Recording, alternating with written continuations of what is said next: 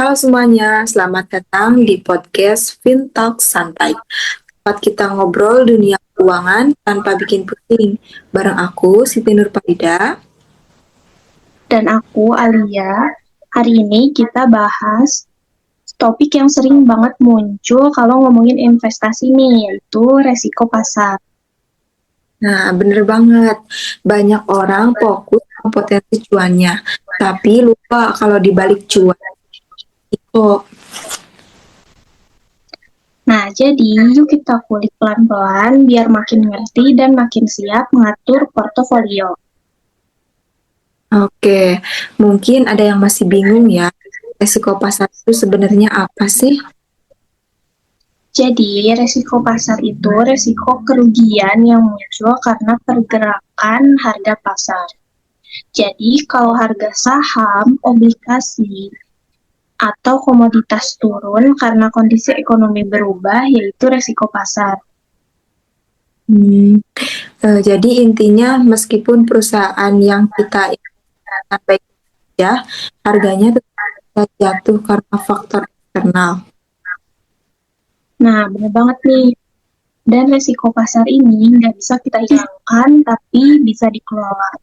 Nanti kita bahas caranya. Nah, apa saja sih faktornya yang bikin resiko pasar itu muncul? Nah, ada beberapa nih. Yang pertama, perubahan suku bunga. Yaitu kalau bank sentral naikin suku bunga, biasanya harga obligasi turun. Yang kedua, inflasi, yaitu inflasi tinggi bikin daya beli turun.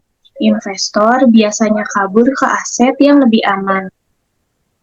Yang ketiga, geopolitik, seperti perang, konflik, atau ketegangan antar negara bikin pasar panik.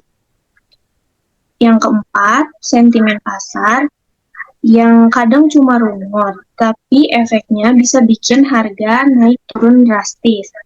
Yang kelima, perubahan ekonomi global, misalnya resesi di negara besar kayak Amerika atau Cina. Nah, dan seringkali semua itu terjadi bersamaan ya. Makanya pasar bisa sangat volatil. Nah, contohnya banyak banget nih. Misalnya waktu pandemi COVID-19, hampir semua indeks saham pasar dunia hampir semua hampir semua indeks saham dunia anjlok. Atau baru-baru ini, ketika komoditas naik tajam, banyak saham industri yang ikut tertekan. Nah, intinya resiko pasar itu efek domino. Satu hal berubah, semuanya bisa keikut. Oke, sekarang bagian yang paling penting ya, gimana cara mengelola.